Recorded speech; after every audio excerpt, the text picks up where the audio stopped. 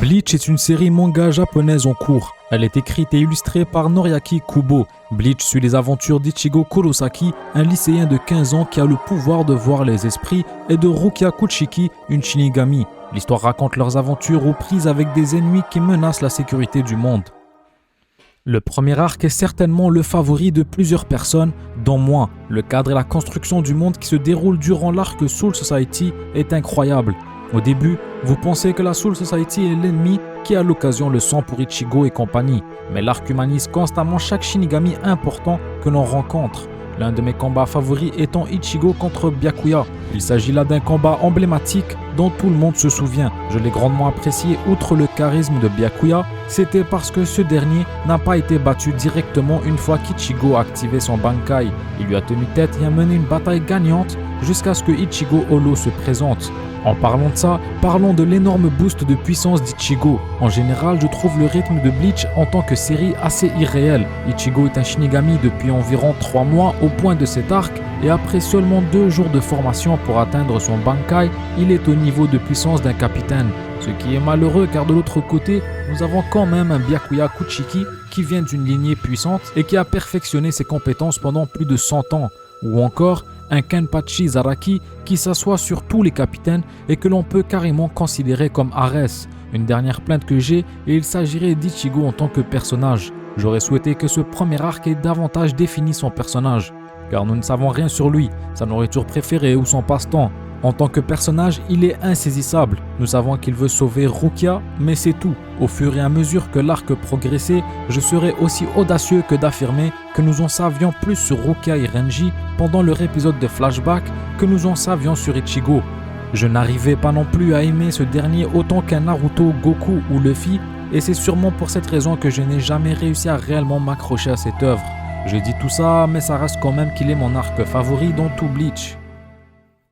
Les Holos sont les âmes tordues des morts agités, et ils ont une maison sinistrement fascinante assortie. Non seulement il y a le monde des vivants et la Soul Society, mais il y a aussi un troisième plan d'existence, le Hueco-Mundo. Il est l'arc qui passe ou qui casse Bleach pour beaucoup de gens. J'ai remarqué qu'il ressemble beaucoup à l'arc de la Soul Society, mais je dirais que c'était légèrement intentionnel.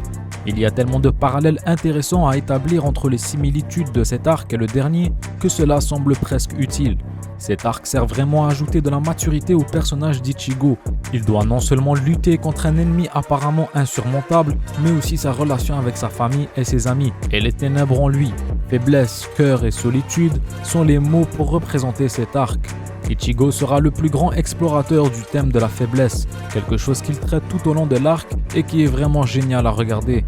Il y a eu énormément de combats qui se sont enchaînés, ce qui pour moi est un point négatif. Car parfois j'ai l'impression que Kubo s'est tellement concentré sur les batailles qu'il oublie le monde et les personnages qu'il avait construits dans l'arc précédent. Malgré ça, on a quand même eu droit à pas mal de combats épiques, je pense notamment à Ichigo contre Grimmjow, Gin contre Aizen et j'en passe. Malheureusement, il y a aussi eu beaucoup de longs flashbacks et c'est ce qui a cassé pour moi. L'arc Arrancar présente les méchants les plus puissants et les plus effrayants de Bleach. Pour ce qui est du grand méchant, Aizen, il est un antagoniste formidable. Cet arc bénéficie de Sosuke Aizen qui plane surtout en tant que boss final. Chaque fois que nous voyons le traître dans son palais, cela ajoute un sentiment de terreur au récit. Pour moi, ce dernier se bat aux côtés de Shigaraki pour la première place des meilleurs antagonistes, et ce pour une raison très simple. Aizen et Shigaraki partagent une chose, et c'est le fait qu'ils sont une réelle menace. À eux seuls, ils ont la possibilité de solo leur verse entier. Aizen avait le pouvoir nécessaire pour battre la Soul Society, que ce soit en 1 contre 1 ou encore 1 contre tous. Cependant, je ne suis pas tout à fait sûr de ce que je ressens à l'idée qu'il soit derrière tout, mais c'est une idée intéressante, bien qu'un peu difficile à croire. Encore une fois, l'arc Fullbringer est un arc qui passe ou qui casse pour beaucoup de gens. Les avis divergent au sujet de cet arc, mais ici je vais vous donner le mien. Le premier arc était une masterclass. Je tiens le second arc au même niveau, voire un peu moins. Ce troisième arc était cependant très différent des autres. Il a été mature à un autre niveau, presque autant qu'un seinen. Cela commence lentement et se transforme en un thriller psychologique très intense. Ichigo a été sérieusement détruit mentalement jusqu'à l'apogée de l'histoire où il a récupéré ses pouvoirs. La perspicacité du personnage d'Ichigo dans cet arc est époustouflante. Nous apprenons qu'Ichigo n'est pas un protagoniste shonen typique, qui gagnera quels que soient les combats. C'est un personnage auquel les téléspectateurs peuvent s'identifier. Il n'est pas un protagoniste idéal, il perd espoir, abandonne et pleure de désespoir. De plus, c'était génial de voir comment Kubo a géré Ginjo. Au début, vous penseriez qu'il est le méchant, puis entre-temps, vous penserez qu'il est peut-être bon et que l'auteur essaye de jouer avec vous. Et quand il se prend un coup pour Ichigo dans l'arc final, vous commencez à lui faire confiance, puis juste après, vous vous faites tromper à nouveau. Une mention spéciale pour l'arrivée des 3 capitaines ainsi que Renji et Ikkaku. L'animation était très belle et encore une fois remplie de magnifiques combats, même si parfois ça pouvait être un peu fade, étant donné que juste avant ça, on a eu le droit à Ichigo contre Aizen. Beaucoup se plaignent du fait que l'arc était trop court. Personnellement, je trouve qu'il était parfait. Il se trouve entre 2 grandes guerres et sert uniquement à faire regagner les pouvoirs d'Ichigo. L'arc était unique en soi, je ne sais pas pourquoi il est tant détesté. Ce n'était peut-être pas ce que tout le monde voulait à l'époque, mais dans ce cadre de l'histoire, c'était ce dont Bleach avait besoin. J'ai beaucoup parlé en mal de l'œuvre durant cette vidéo parce que je voulais plutôt dire ce que je trouvais de mauvais. Les bons côtés, tout le monde les connaît et je partage leur avis.